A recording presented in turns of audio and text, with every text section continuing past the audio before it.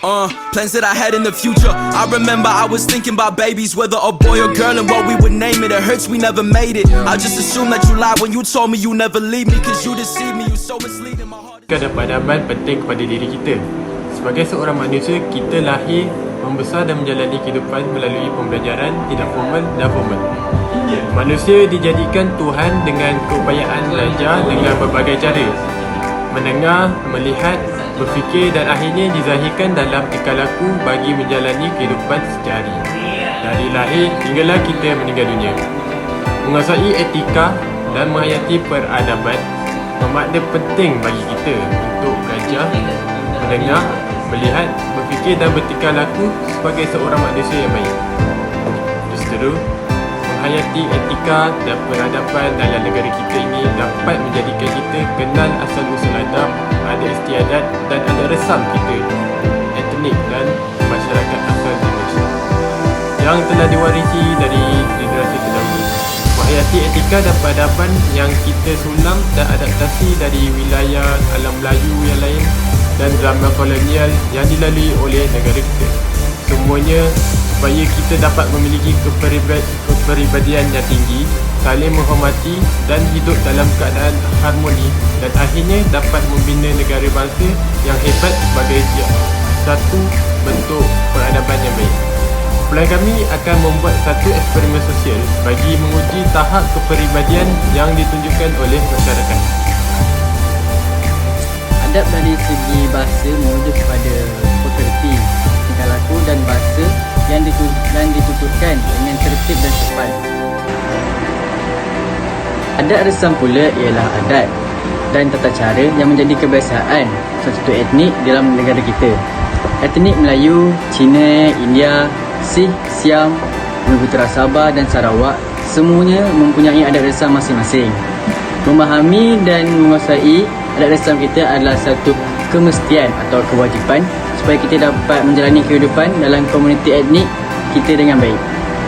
Memahami adat resam etnik lain juga adalah baik supaya kita dapat menghormati dan menjaga hubungan antara individu, keluarga, komuniti dengan baik. Apatah lagi, kita tidak boleh mengelak diri daripada berurusan setiap hari dengan semua komuniti dalam negara ini.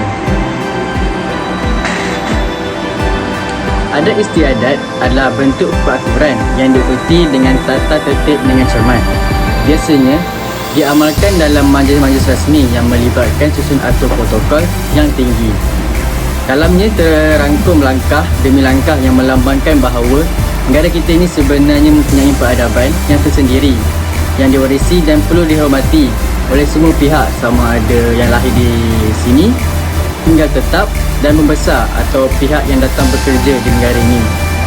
Sebagai contoh yang kita boleh tunjukkan ialah Pertabalan Duli Yang Maha Mulia Seri Paduka Baginda Yang di-Pertuan Agong. Istilah etika, etos dan etiket sebenarnya masih merujuk pada konsep yang sama berkaitan adab, adat istiadat dan adat resam. Cuma istilah ini datang dan dibawa oleh kolonial dan kekal dalam zaman pasca kolonial atau zaman moden ini. Seringkali istilah-istilah ini digunakan untuk konteks organisasi atau sesebuah institusi. Sebab itulah kita sering keliru apa itu adab, apa itu etika. Jika kita memahami susul masa kewujudannya, kita akan tahu bahawa ia adalah perkara yang sama. Perkara yang kita alami dalam kehidupan seharian sebagai budaya masyarakat atau organisasi dan kita tidak boleh mengelak daripadanya. Konsep etika pula, dalam konteks moden ini, kita dapat melihat bahawa prinsip moral dan nilai yang baik tercerna dalam diri kita dan terzahir dalam tingkah laku kita tanpa perlu disuruh. Okey. Etos pula. Etos adalah istilah untuk menunjukkan ciri sesuatu bangsa. Di dalamnya terkandung identiti dan jati diri seseorang. Di Malaysia, konsep etos bangsa adalah konsep yang menjelaskan mengenai etos nasional bangsa Malaysia. Konsep ini telah diungkap secara jelas dalam ucapan Tun Dr. Mahathir sendiri dalam tahun 1992 untuk menunjukkan ciri-ciri bangsa Melayu yang bersatu menjelang tahun 2020. Konsep ini berkaitan emosi kolektif nasional dengan sejarah yang dikongsi, menerima pasak dan pelantar integrasi dalam perlembagaan dan mendukung takbir urus dan pembangunan yang menjamin kesepaduan kestabilan, kesejahteraan hidup rakyat. Selain itu juga, keterikatan emosi kolektif nasional ini membina kesetiaan kepada kita dan menunjukkan kecintaan negara, semangat patriotisme dan nasionalisme yang melangkau batas etnik, agama dan wilayah.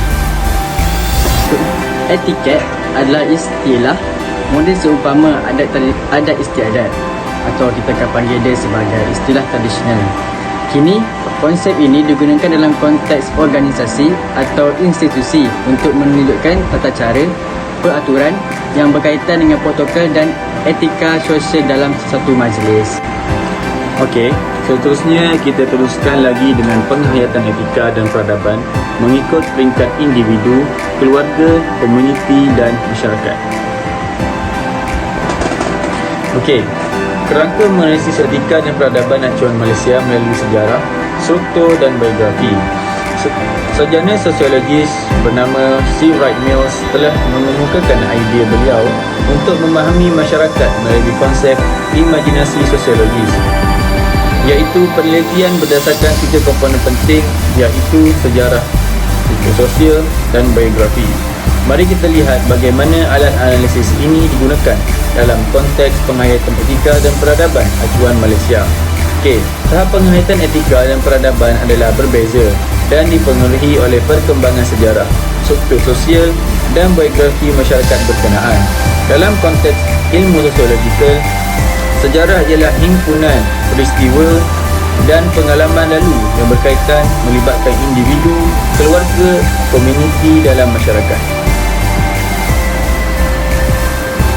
Okey, seterusnya, struktur sosial dari segi bahasa ialah sistem sosial, manakala dari segi sosiologi adalah hubungan yang dibina dan terjalin dalam sesebuah masyarakat yang berfungsi untuk menggerakkan dinamika masyarakat. Kita tentulah mempunyai tahap penghayatan berbeza-beza mengenai etika dan peradaban di Malaysia berdasarkan struktur sosial kita.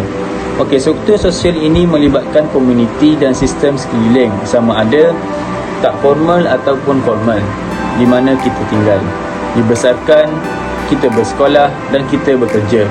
Memahami lapisan-lapisan struktur sosial kita akan membolehkan kita menghayati etika dan peradaban kita telah terbina dan sedang berlangsung dalam negara. Okey, seterusnya, biografi dari segi bahasa ialah riwayat atau kisah hidup seseorang. Dalam segi sosiologi, biografi adalah fenomena struktur sosial dan proses sejarah yang mencorakkan pengalaman individu, keluarga, komuniti dalam masyarakat dan sebaliknya.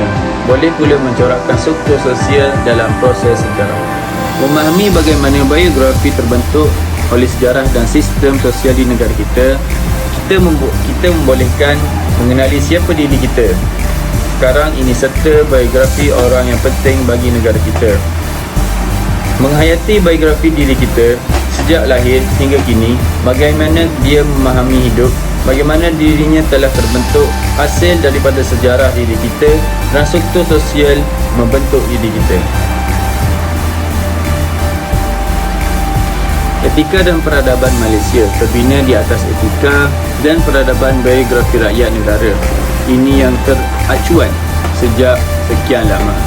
Anda boleh meneliti dan membincangkan mengenai bapa kemerdekaan Malaysia, iaitu Tunku Abdul Rahman. Okey, kita teruskan lagi. Individu, keluarga dan komuniti adalah struktur sosial asas sesebuah masyarakat.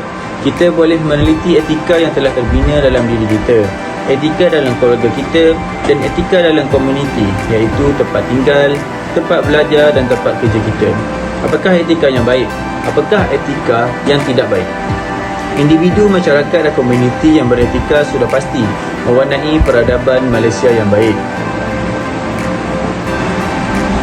Manakala etika yang tidak baik perlu ditolak oleh masyarakat kerana ia boleh memusnahkan peradaban kita dalam jangka yang panjang.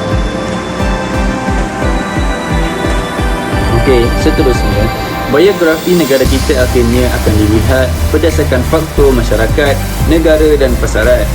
Biografi masyarakat yang beretika dan mempunyai peradaban yang baik akan membentuk dan meletakkan negara dalam keadaan yang baik serta dihormati. Bagus sebuah negara adalah kerana keadaan masyarakat yang mempunyai peradaban yang tinggi, mencorak pemerintahan dan kehidupan yang hebat sekarang dan untuk masa depan. Biografi negara yang baik akan membolehkan hal perekonomian melibatkan pasaran berkembang pesat. Hal ini boleh diteliti, dipikir dan dibincangkan bersama.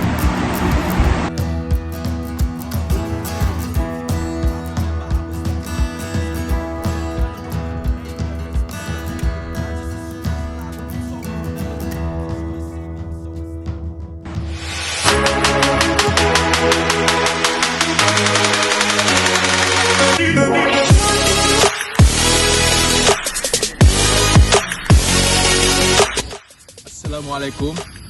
Hari ini kumpulan kami akan membentangkan satu social eksperimen yang kami akan lakukan untuk menguji masyarakat kita bagaimana sifat masyarakat kita, di mana adakah nilai murni masih lagi dipupuk dalam diri mereka. Aktiviti kita pada petang ini mudah saja, iaitu kita akan menjatuhkan wang ringgit di tengah-tengah orang ramai dan kita akan lihat apakah reaksi mereka terhadap wang ringgit tersebut. Let's check it out.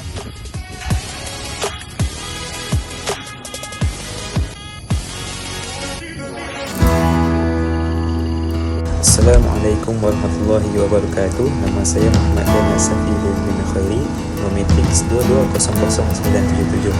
Berdasarkan sosial eksperimen yang kumpulan kami jalankan, iaitu dengan sengaja menjatuhkan wang kertas, terdapat beberapa situasi dan kami hanya memilih dua situasi yang berbeza. Situasi yang pertama adalah seorang pelajar telah mengambil wang yang telah dijatuhkan tersebut, dan situasi yang kedua, seorang pelajar telah mengembalikan wang tersebut.